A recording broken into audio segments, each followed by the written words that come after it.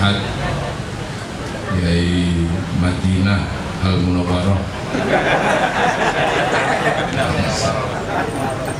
Ya, seluruh hadirin yang hadir, dan alhamdulillah malam hari ini, sore hari ini saya dipertemukan dengan sahabat lama saya, nggak pernah ketemu, sahabat Salahuddin Malik ya, Yasfi ya. Sahabat-sahabat Banser, anak-anakku sekalian, para santri. Jadi ini mumpung peringatan Maulid Nabi, jadi ada satu hal yang hari ini terjadi, dan itu menjadi tanggung jawab kita. Apa yang terjadi? Yaitu sebuah siklus transnasional di segala lini, dari urusan budaya sampai urusan agama, dari urusan bangsa sampai urusan tata negara. Nah, ini urusan ini nggak ada yang kecil. Urusan ini urusan gede-gede semua.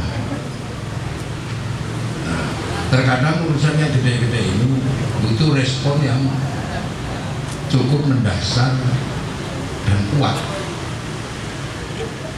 Nah, terhadap respon-respon seperti itu, Nahdlatul Ulama itu selalu ditantang. Apa jawabannya? Kami itu masalahnya.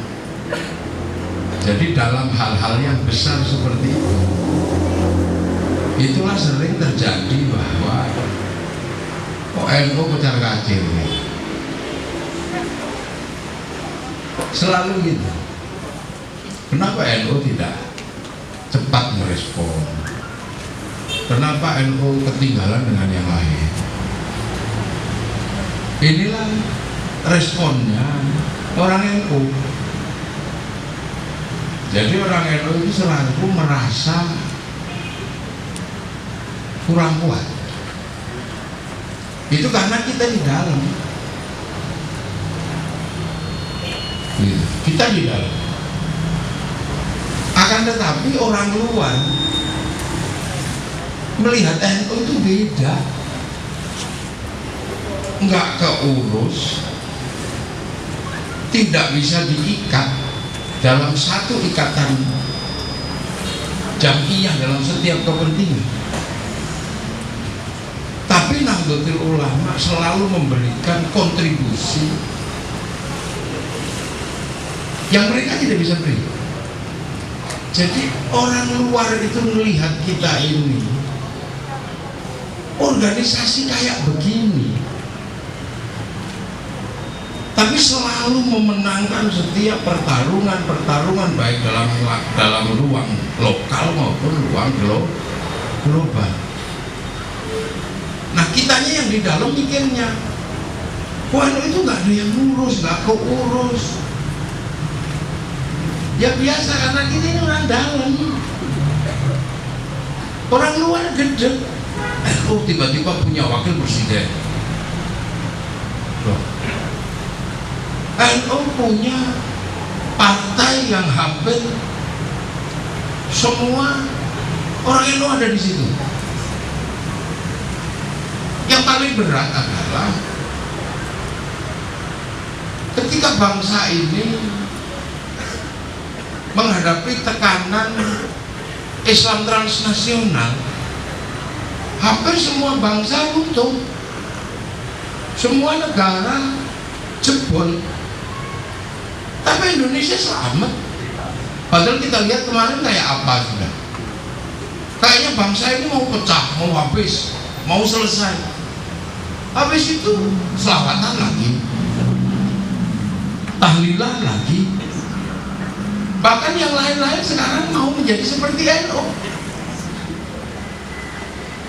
Loh, sampai jangan terlalu sedih begitu. Kok tiba-tiba Kita ini tiba-tiba mengeluh seolah-olah kita ini kecil, tercerai-berai.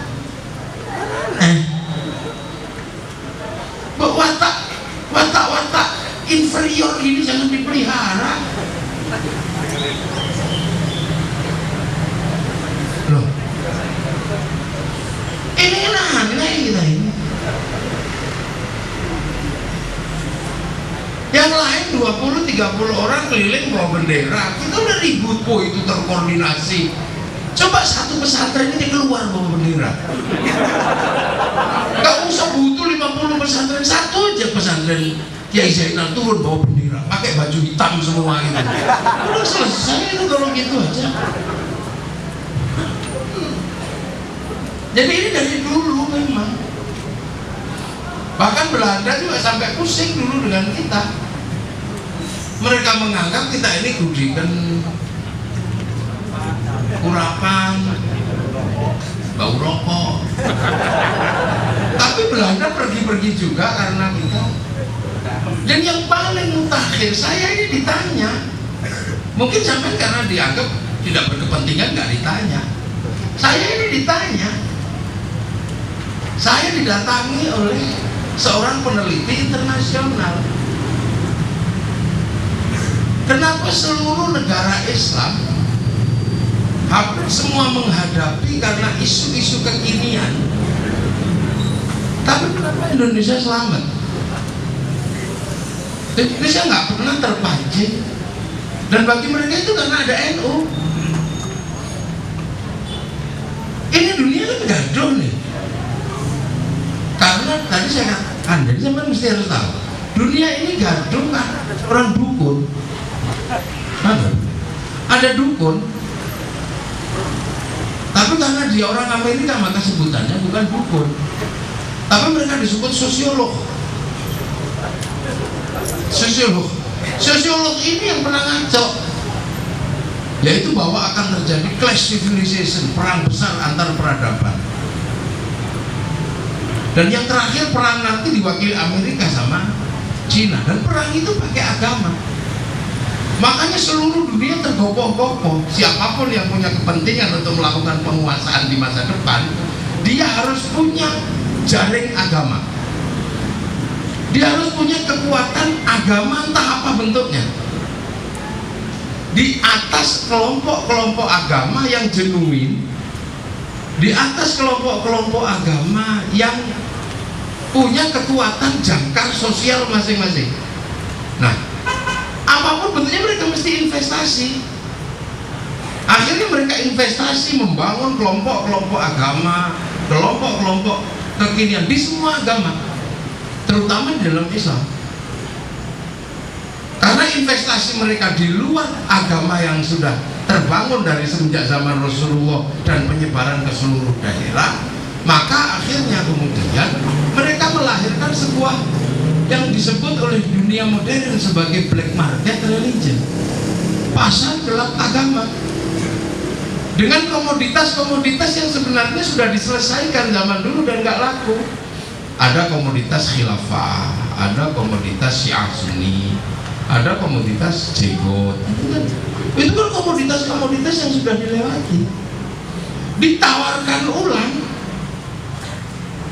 Nah, bagi kelompok-kelompok agama yang diinvestasi di situ, terutama yang sudah tidak lagi mengurus sistem historiografinya, yang tidak lagi mengurus sistem sanatnya, akhirnya kemudian tidak pernah menemukan bahwa komoditas itu sesungguhnya adalah komoditas yang sudah usang. Akhirnya dibelilah oleh kelompok-kelompok ini. Nah, di semua negara terjadi. Bahkan Suriah itu kena satu komoditas, namanya komoditas khilafah, jebol bangsanya. Karena kekuatan internasional pengen minyak dikuasai negara. Nah, negara yang dikuasai ini nggak bisa ditembus, maka negaranya harus dijebol. Nah, di dalam Islam ini ada sebuah cerita tentang khilafah. Masuklah isu khilafah untuk menjebol ini. Suriah jebol. Irak sebagai sebuah kekuatan baru di dunia energi dijebol dengan Syiah Sunni, jebol. Bahkan Afghanistan hanya dengan isu Lehya, isu jenggot, Itu jebol mereka. Tapi pertanyaannya adalah kenapa Indonesia nggak jebol itu? Ada isu khilafah, kita dengan biasa aja, apa sih itu? Loh ini perintah Rasul. Kapan Rasul perintah? Ini hadisnya. Kita ajak gurau aja. Lah kapan? Ini adalah alamatus sa'ah. Loh kalau itu tanda kiamat, ngapain kita pikir hari ini? Tunggu aja, kalau kiamat sudah dekat nanti juga khilafah akan datang. Seperti uban itu tanda penuaan. Gak usah dipikir, nanti kalau tua datang sendiri. Akhirnya mereka datang lagi bikin konsep bahwa kiamat sudah dekat. Kan gitu, dengan cerita Dajjal, dengan cerita akhirnya Dajjal juga nggak turun-turun. Iya kan, akhirnya cerita tentang android, asteroid yang tanggal 15 Ramadan kali ini nggak turun juga. Akhirnya mereka datang dengan yang lebih serem, pakai bendera la ilaha illallah. Ini bendera la ilaha illallah, ini bendera tauhid. Nah terus emang kenapa? Ya ini bendera Rasulullah. Ya kalau bendera la ilaha illallah kita juga udah punya dari dulu. Kalau ada orang mati kita benderanya la ilaha illallah.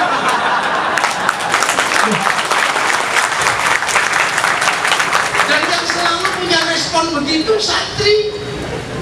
Karena santri punya sanad ilmu, di setiap generasi sudah bisa dibaca bahwa ini sudah pernah terjadi dan gagal. Apa ayat pasar gelap kamu isi dengan komoditas seperti ini?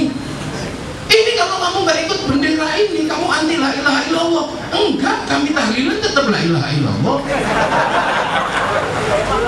Kamu kalau anti bendera ini awas. Lo awas kenapa? Kamu akan dibenci. Enggak lah, kita bukan benci la ilaha illallah. Kami gak suka wong itu bendera kok. Sebagaimana bendera PKI Palu Arit, kami juga gak mau terima. Walaupun kami kalau ke sawah pakai arit, pergi nukang pakai palu. Gak jadi akhirnya. Yang lain kena semua di pasar gelap itu. NU pernah kena? Enggak ada, biasa aja. Lu kok kalian itu masih merasa minder di wajah transnasional? Kita ini gak pernah pangling dengan wajah Islam yang ditawarkan siapapun. Karena sampean santri punya sanad ilmu, mengerti bahwa di era tertentu ini sudah pernah gagal dan pernah memaksa kaum muslimin tercerai-berai.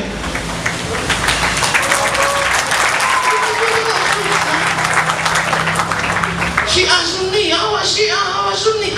Iran jebol kebangsaannya gara-gara isu Syiah Sunni. Begitu ditawarkan di Indonesia, awas Syiah. Emang Syiah apaan? Itu lagunya Haddad Alwi Ummi, itu Syiah. Ya kalau gitu aja sih kita lebih serem ada. Apaan? Indung-indung. Indung-indung emang kenapa? Aduh Siti Aisyah mandiri kali rambutnya basah. Bayang pula puasa di dalam kubur mendapat siksa. Itu lebih serem dari lagunya dari Alwi. Karena menyebut Siti Aisyah masuk neraka karena di dalam kubur mendapat siksa. Apakah itu lagu Syiah? Bukan. Yaitu Siti Aisyah bukan istri Rasulullah. Siti Aisyah orang Indonesia. Ya kita sih biasanya kalau itu benar pasti Rafidah atau Ghulah. Jadi yang lain jebol semua, kita nggak pernah kena. Karena apa? Kita punya kekuatan ilmiah yang sanadnya tersejarahkan dan kita kaji setiap hari, sehingga nggak pernah masuk dalam jebakan black market religion. Orang Afghanistan kena isu jenggot aja hancur. Berapa lama kita berbicara tentang isu jenggot, isu lehya? Nggak ada. Paling ya sudahlah, kalau mau dijenggotin ya jenggotin, kalau enggak ya enggak. Nah, kita kan udah cukup lama bisa itu dan kita selalu selamat. Karena apa?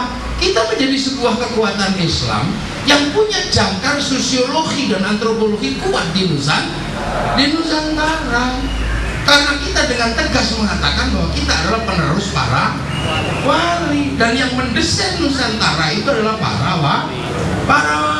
Kenapa para wali? Bukan tentara. Orang mengatakan yang lain disebarkan tentara, yang lain disebarkan oleh militer, Tariq bin Ziyad militer. Kenapa hanya di Indonesia disebarkan oleh para wali? Ini ilmiah, sosiologis. Karena di sini dulu adalah agamanya Hindu. Hindu itu yang boleh ngomong agama adalah Brahmana. Di luar Brahmana nggak boleh ngomong agama. Makanya kalau ada cerita Islam disebarkan oleh saudagar, nggak masuk. Karena sodakar itu bagi orang Hindu itu sudra. Sudra tidak boleh ngomong agama. Sekaya apapun dia sudra. Makanya kemudian yang bisa menembus itu konsep Brahman adalah para wali. Wali kemudian melakukan pekerjaan. Salah satu pekerjaannya adalah sama. Wa ma arsalnaka illa rahmatan lil alamin. Rasulullah bekerja ini untuk rahmatan lil alamin. Karena Rasulullah ketika diutus jadi nabi, lintas negara, lintas bangsa, multi nasional. Kalau Nabi Adam jadi nabi kan urusannya satu keluarga. Nabi Musa itu Filistin sama Mesir. Nabi Isa merambah dikit Romawi. Tapi ketika Nabi Muhammad jadi nabi, urusannya udah urusan transnasional. Walaupun nabi masih di Makkah. Artinya apa? Ketika Nabi jadi nabi, peradaban dunia sudah jalan semua. Artinya bahwa daerah Jawa misalnya, Nusantara udah punya kerajaan Sriwijaya, udah punya kerajaan Majapahit, udah punya kerajaan Pajajaran yang menata kehidupan manusia, punya aturan, punya budaya. Artinya apa? Rahmat Allah juga sudah turun sebelum itu. Nah makanya ketika rahmat datang ini jangan merusak rahmat yang sudah ada. Maka akhlak dibutuhkan di situ. Sehingga saya yang mestinya ketika dari sana disebut Syekhun Ustadun, sampai di sini cuma disebut kiai. Para wali nggak marah, kami harus ustad, kami harus syekh. Enggak, kita biasa ikut bahasa sini aja di soal wali. Maka ada wali kota. Dan wali, al-wali punya wilayah. Kita aja yang iseng nggak pernah nyari seperti itu. Makanya kadang kaget dengar Pancasila, ketuhanan yang Maha Esa, itu tidak Islam. Mestinya qul huwallahu ahad. Lu baru datang nggak mengerti. Dan bangsa kita udah terbiasa Syekhul Ustadun disebut ya. Iya, Basyabirul amri menggunakan bahasa musyawarah. Nah ini semua terjadi dan bangsa ini sampai hari ini mengikuti konsep para wali karena forum tertingginya masih Majelis Permusyawaratan Rakyat, masih Dewan Perwakilan Rakyat. Itu kerjaan siapa? Kerjaan para wali dan kita penerus para wali. Tiba-tiba kita menjadi kayak kecil, tercerai-berai. Ini mental ini memang mentalin lander bener deh.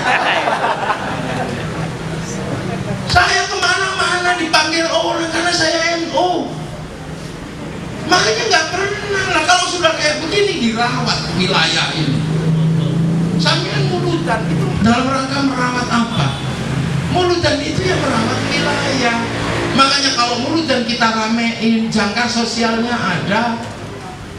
Wa'tasimu bihablillahi jami'an wa la tafarraqu. Kalau sudah mulutan lihat itu. Sistem sosial berjalan semua, bangsa ini terjaga, ayam laku, besek laku, buah laku, ekonomi bergerak. Apalagi kalau mendatangkan jamaah sholawat yang kelasnya gede, slayer laku, spanduk laku, stadion laku, loh kan itu gagang pancing laku. Ya, dan kita jaga pemilik wilayah ini, kita ziarahi makamnya. Kalau sudah kita ziarahi makamnya, apa yang terjadi? Ekspedisi bis laku, bis transportasi bis laku, orang jual nasi di makam para wali laku, orang jual tasbih di makam para wali laku. Kita jaga negeri ini.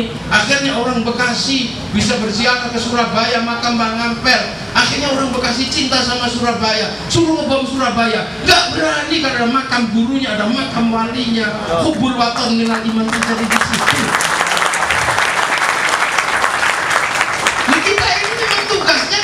Bangsa, lu kalau mau berpolitik, berpolitiklah. Karena bangsa ini adalah bangsa yang memang harus menggunakan aturan undang-undang ketika melakukan pekerjaan terhadap rakyatnya. Undang-undang nggak bisa dikeluarkan tanpa parlemen. Parlemen tidak bisa dimasuki tanpa partai politik. Sementara pembuatan undang-undang tugasnya adalah tasarruful imam ala ra'iyah manutun bil maslahah. Itu tidak terjadi kalau nggak ada parlemen, nggak ada partai politik. Partai politik berkedudukan malayatimul wajib illa bihi fawa wajib. Maka kalau mau menjadi bagian dari negeri ini, ikut aja salah satu urusan partai politik. Kalau berani jangan takut-takut, kalau takut jangan berani-berani. Jadi jangan grundel kayak kita ini orang kalah. masalah tiba-tiba seperti kita ini. Berapa? Ini contoh satu, punya pesantren Ar-Ridwan. Ini nilainya berapa?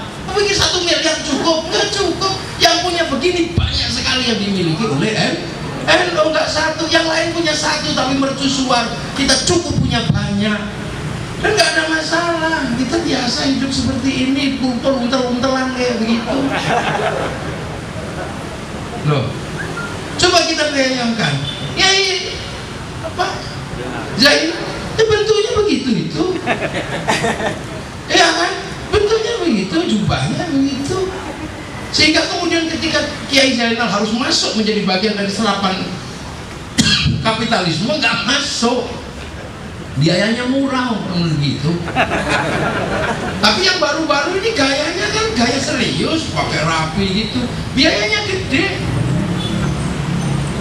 Handphonenya nggak cukup, handphone murah, bajunya nggak cukup, baju murah. Islam yang model baru-baru itu, cukurannya mahal, jam tangannya mahal, kendaraannya mahal. Tapi kalau Kiai yang model begini-begini, paling Avanza juga udah cukup. Ya iya, ya bawa persoalan saya bawa kendaraan besar karena sayanya gede, gitu aja. Lah, jadi kita ini semua sedang bertanya, kenapa bangsa ini aman? Karena Islam yang ada di sini punya jangkar sosiologi, antropologi yang nggak bisa dijebol oleh kekuatan transnasional.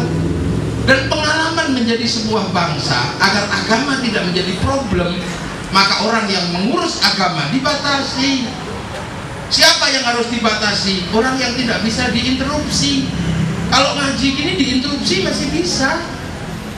Iya kan Kiai, waktunya mau habis, bisa. Pemimpin tertinggi agama yang tidak bisa dibatasi siapa? Khotib Jumat. Itu nggak bisa diinterupsi, mau bunyi apa saja nggak boleh dimarahi.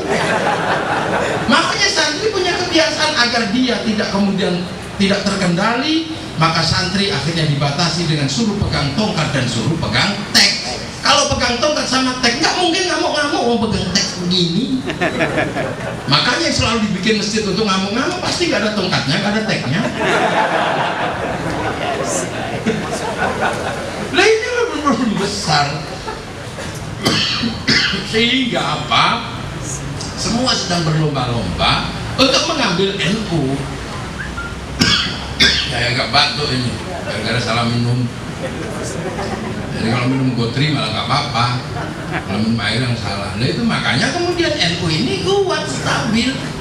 Jadi kalau berbicara kedaulatan beragama yang pernah dibayangkan sebagai la islama illa bi quwwatin wala quwwata illa bi jama'atin wala jama'ata illa bi imaratin wala imarata illa bi ta'atin la ta'ata illa fi ta'atillah, NU diselesai. Tapi pertarungan perebutan wilayah ini kan juga dialami oleh orang-orang baru yang bagian dari black market. Maka mereka juga akan membangun pola yang sama, la islama illa bi quwwatin. Bikinlah dia kekuatan, wala quwwata illa bi jama'atin, dia bikin jamiah baru, wala jama'ata illa bi imaratin, dia juga bikin pembinaan yang baru, wala imarata illa bi ta'atin, mereka bikin pertemuan-pertemuan untuk ketaatan kepada imarah, la ta'ata illa fi ta'atin, sama-sama, tapi mereka selalu kecil di hadapan jamiah gede kayak NU. Makanya mereka melakukan social engineering dan political engineering, dimakan piramida dari atas ini untuk meruntuhkan. Caranya apa? Anda gak taat kepada Allah, Anda gak taat kepada Rasul, ahlul bid'ah, yang goyah di atas mulai runtuh. Setelah itu imarahnya yang diserang, ya Isyaid ini, Syiah ini terus. Setelah itu NU diserang ini. Kalau semua sudah runtuh, ini yang ambil. Orang butuh kambing tapi nggak mau pelihara kambing, maka pedagang kambing disuruh dibilang pedagang anjing. Jualan anjing kan? Enggak, ini kambing. Datang satunya lagi, anjingmu bagus. 2 orang bilang anjing, ini kambing. Yang ketiga, tak beli ya anjingmu. Pusing dia. Anjing dipegang najis, dibeli haram. Makanya serahin aja anjingnya.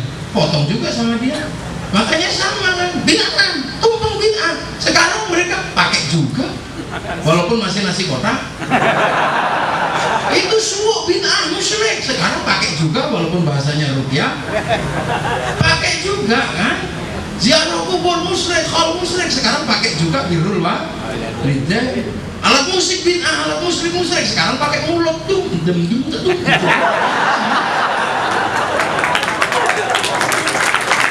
Jadi sampai itu dibikin gak pede agar melepaskan atribut kita. Ini yang lain bisa dengar dan bisa nyontoh. Orang mati siapa yang ngurus? NU. Semua NU, orang tahlil semua. Jadi masyarakat lama pasti tahu lah. Jadi kita tunggu aja. Mereka yang sok-sokan itu nggak bisa ngurus, nanti masyarakatnya capek. Sekarang kan masih lihat gayanya, kayaknya bisa ngurus mereka itu. Jadi orang-orang modern semua. Tunggu aja nanti mereka nggak bisa ngurus. Tiba-tiba mereka ngurusannya beda. Bank haram, bank riba. Udah biarin aja. Kalau ada yang mengatakan bank riba, ya sudah, buka utang ke bank, utang ke kamu ya. Gitu aja, ngapain pusing? Ini kembali ke uang dinar. Iya, gak apa-apa. Uang dinar itu berapa? 1 gram 500.000. Kalau kami harus butuh beli 1 ikat kangkung, nyuwilnya gimana? Loh, kita ini punya sejarah yang panjang, makanya nggak usah khawatir. Kita ini sampai itu ini besok pulang rumah punya istri NU. Ini siapa? Akhirnya mereka kemudian yang dulu mengatakan bahwa pesantren adalah sumber kejumutan, bikin juga pesantren. Sama masih ingat, masih belum lahir yang kecil-kecil itu. Ketika Profesor Dr. Syakib Arsilan bertanya, "Limadza ta'akhkharal muslimuna wa taqaddamal akharun?" Kenapa yang lain maju, yang Islam tertinggal? Jawabannya karena pesantren dan kiai. Sekarang bikin juga pesantren dan mereka mau disebut kiai. Jadi sampai simbol-simbolnya dibuat sampai nggak pede, dipindah ke sana. Jadi usaha aja, udahlah, selamatan, tahlilan, ziarah kubur. Kalau harus keluar dengan bendera NU, ayo keluar, tak pimpin semua bawa bendera. Kalau hanya itu yang dibutuhkan untuk menunjukkan kekuatan.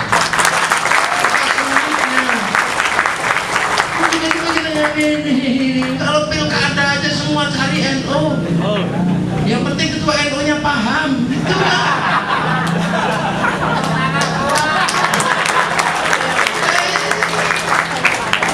Semua milik NU, jadi ke NU. Nah itulah yang menyebabkan kenapa bangsa ini selamat, tidak terjebak kepada black market, kembali ke rule of game, kembali ke sistem wilayah, kembali ke sistem rakyat. Jadi pede aja, jadi nggak usah terus minder gini. Saya kan nggak minder karena seringan mereka berani keluar dengan bawa kekuatan ini. Kita belum aja, kalau hanya untuk ngibang itu 10 pesantren ayo keluar bawa bendera NU. Mau dicetak biru apa dicetak merah apa dicetak hitam. Kalau cuma butuhnya itu aja mau. Nanti kalau pandemi udah mulai reda, ayo sak Bekasi turun sama saya, tak pimpin udah mau bendera. Kalau nggak punya bendera tak belikan bendera. Itu aja. Kalau nggak punya mobil bak terbuka tak belikan mobil bak terbuka. Itu juga susah. Kalau so-opos gitu, yang lain belum, kita udah. Tapi kita udah sadar betul bahwa sistem transnasional harus diimbangi dengan sikap terbuka, biar nggak ribet. Kita ini udah menjadi yang terbuka. Nah yang lain kan masuk di sela-sela keterbukaan, jadi kelihatan karena drusup-drusup di ruang sempit. Kita udah terbuka, bangsa ini selamat. Jadi nggak usah pusing ya orang NU. Udah mau ngomong apa? Mau ngomong apa lagi? Mau dialog? Mau curhat?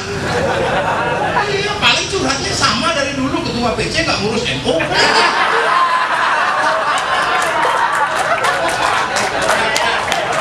Paling gitulah, paling gitu.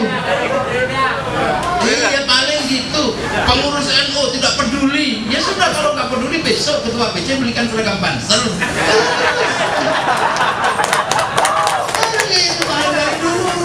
Begitu ketua PC nggak ngurus NU, sibuk mengurus dirinya sendiri. Itu gak ada habisnya. Mungkin mau muktamar apalagi. Ya kalau nggak tabrak semua ini. Makanya kita pelan gitu. Nanti ada yang turun naik lagi, turun naik lagi karena mabuk. Karena gitu. Iya. Karena kita sedang melewati syari, jalan gede, jalan besar. butuh kendaraan. Nahdlatul Ulama ini kendaraan yang paling mengerti umat. Siapapun boleh naik karena akan dihantarkan menuju perjalanan abadi ahli sunnah wal jamaah. Jadi apapun boleh naik, jenggoten naik, nggak jenggoten silahkan naik juga. Coba makanya Bandar Dadu naik, Bandar Togel semua tukang adu ayam juga naik. Itu. Tapi bahwa kita sudah diajarkan nggak usah diikat. Corone wong Jawa aja didol ombyoan, udah gitu aja. Makanya iketan tampaknya nggak terlalu kuat, ya sudah, biar nggak capek ngiketnya ketua cabang. Kalau iketannya harus kuat, beliau capek, karena cuma Madinah nggak ada Makkahnya. Ini capek, coba, ayo. Dulu mereka punya sekolahan, mereka maju. Begitu santri NU bikin sekolahan, mereka sepi sekolahannya. Standar IP-nya turun, standar penerimaan siswanya turun nilainya. Kalau kita sudah bergerak, hanya kita ini nggak ngomong gitu loh, kita nggak ngomong, tunggu aja deh. Kalau hanya bikin show of force, ayo turun bareng-bareng, ayo. 15 pesantren ini, Yasfi turun misalnya. Sini kalau hanya show of force itu nggak usah bawa pentungan, bawa obor. Nah, obor nggak akan bakar siapa-siapa, untuk rokok.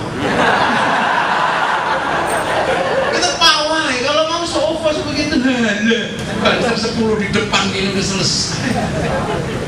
Kalau kebanggaan kita adalah show of force, santri paling depan, udah dari kapan ini kita laksanakan, tak pimpin dah.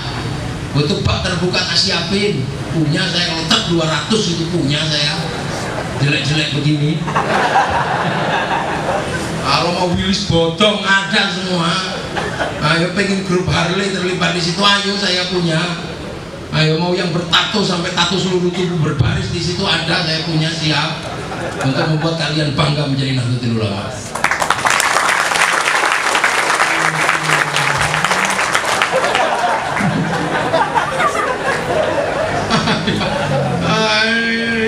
Problemnya kita ini bersama pakai sarung, pakai peci Nahdlatul Ulama, gak.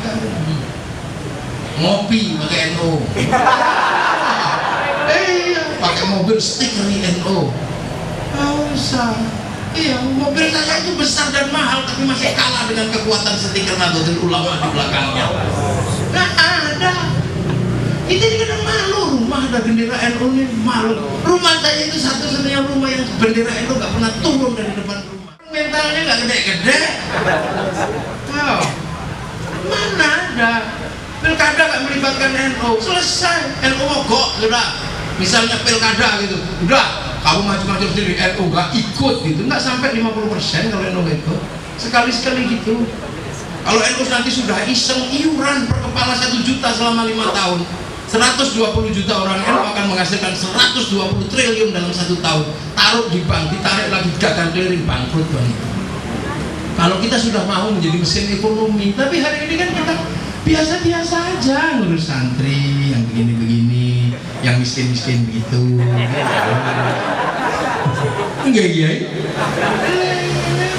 Loh itu. Kiai Madinah ya namanya Kiai Madinah urusannya kurma. Ya kalau Kiai Zainal urusannya cikruan, itu aja.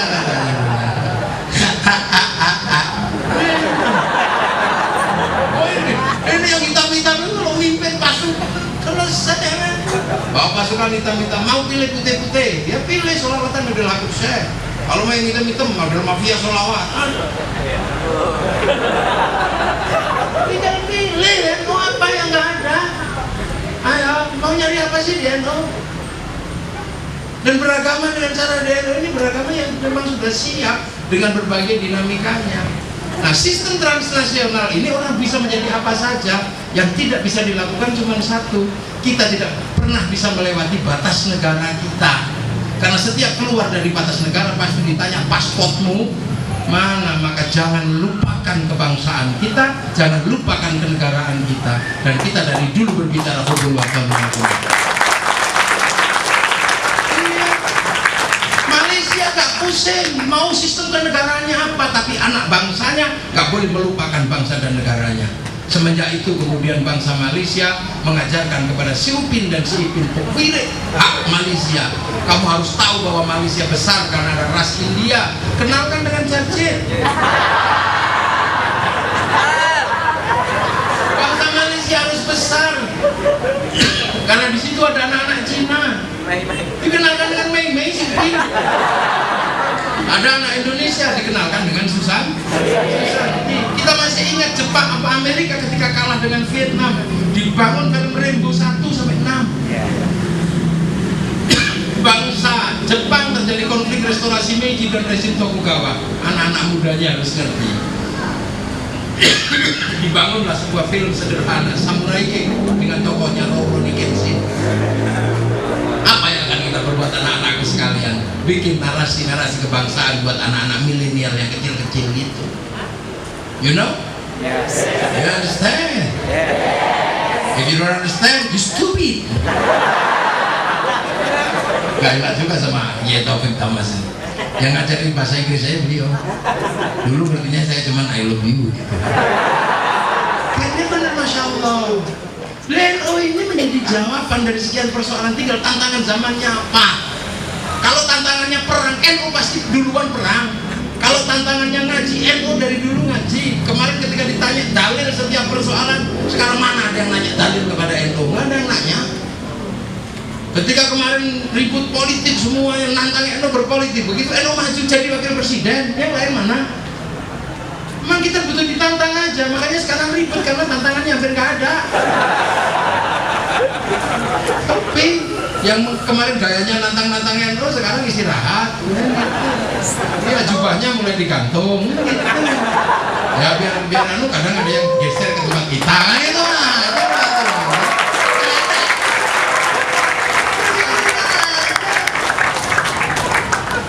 Musik rock itu galaknya mereka akhirnya sebagian Gus Dur paham. Dan saya jelaskan bahwa saya memang tukang sulap. Pertanyaan berikutnya, apakah Anda mau belanja ke negeri kami? Ya, saya mau belanja. Saya bawa $200.000. Mereka, oh ya silahkan. Loh, kalian pikirannya kecil aja. Mikirnya ini gitu. Paling dipikirin yang kecil-kecil. Kita memang dibikin berpikir kecil-kecil agar kita nggak menjadi besar. Makanya kecil-kecil udah nggak usah dipikirin. Biar anak-anak kecil itu aja yang mikirin. Tinggal gaple aja selesai. Pikir yang besar. Kebangsaan kita ini mau seperti apa? Teknologi masa depan. Kita bangun hari ini rasa cinta bangsa dan negara. Karena kalau rasa cinta pada bangsa dan negara kita bangun, tunggu 20 tahun lagi. Ketika anak-anak terdidik Indonesia sudah bisa melakukan produksi, maka kita bisa mau konsumsi karena kita punya rasa cinta pada bangsa dan negara. Nah, kalau bangsa dan negara tidak kita cintai, kita akan dipaksa menjadi bangsa konsumsi, tidak pernah menjadi bangsa produksi. Dan kekuatan itu tidak diinginkan di Indonesia oleh pasar-pasar internasional. NU pasti punya jawabannya. Makanya dialog kebangsaan adalah dialog kekinian, karena tantangan terbesar sekarang adalah bagaimana kita mengerti dan mencintai bangsa sendiri.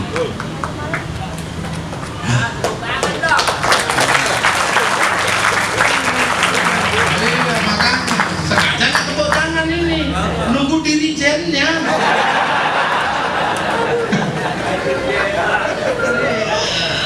Ini udah lah ya. Nanti kapan-kapan kita lanjutkan. Saya jengkel juga dari tadi dibilang kecapean kiainya. Mana saya pernah kecapean?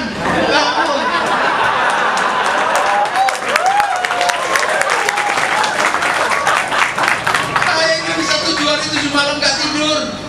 Bagaimana dengan tidak tidur sebentar saya kecapean? Nggak ada, saya nggak pernah kecapean. Selagi masih ada air kelapa.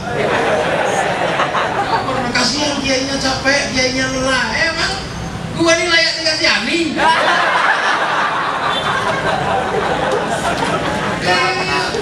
Saya dianggap sebagai pemimpin kok. Enggak saya. Persoalan sampai dalam saya minta pijit itu urusan lain. Itu urusannya Banser. Ini itu pasukan ini 24 jam siap bela kiainya. Makanya saya nggak pernah khawatir, saya dibully, saya nggak pernah turun, karena kalau saya turun ini lebih depan turunnya kayak gini. Oh gitu. Saya diem aja, bully lah, nggak ada apa. Ya mereka kan nggak punya kerjaan, komentator mana punya kerjaan kalau nggak ada sepak bola. Kerjaan kita bikin sepak bola, komentator bunyi, ya udah komentator aja mau dibahas.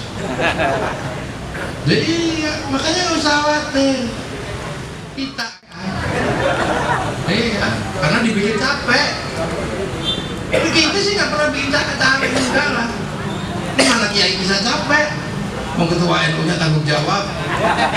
Tanggung jawab lah. Kita kalau pulang kan pasti dikasih sangu sama beliau.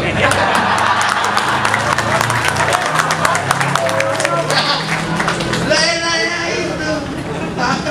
Apanya? Makanya kok tiba-tiba jadi puyuh. Kita ini terkerai-kerai. Kenapa kalian jadi begini? Iya, kalau mau semangat besok kapan? Saya datangkan 10 kambing, kita makan bareng. Amin. Sate di sini aja ya. Ya, amin. Amin. Mau sate besar apa sate kecil? Mau sate laler ada. Ada corona yang lain takut vaksin, kita divaksin duluan. Mati enggak? Mana? Negara butuh vaksin, kiai yang divaksin. Bagi yang nggak mau divaksin, sekarang mau divaksin karena mau tak kasih hadiah umroh. Karena kalau umroh mesti divaksin. Kalau nggak mau divaksin, mesti nggak berangkat umroh karena Saudi nggak mau menerima orang yang nggak divaksin. Itu aja kok pusing. Ini gagah ya. Kibarkan bendera NU depan rumah masing-masing. Itu caranya. Stiker di motor dengan stiker Nahdlatul Ulama. Karena mobil saya selalu tak stiker Nahdlatul Ulama, mobilnya jadi banyak. Karena apa? Stikernya mana? Setiap saya nyetak 10 stiker, mobil saya tambah 10. Lah iya, NU itu bawa berkah. Cetaklah 100 stiker khusus untuk NU. Sampai pasti akan didatangi 100 mobil. Lah iya, mobilnya teman yang ini, teman yang ini. Minta ditempel juga. Ya, mudah-mudahan semua dapat barokah.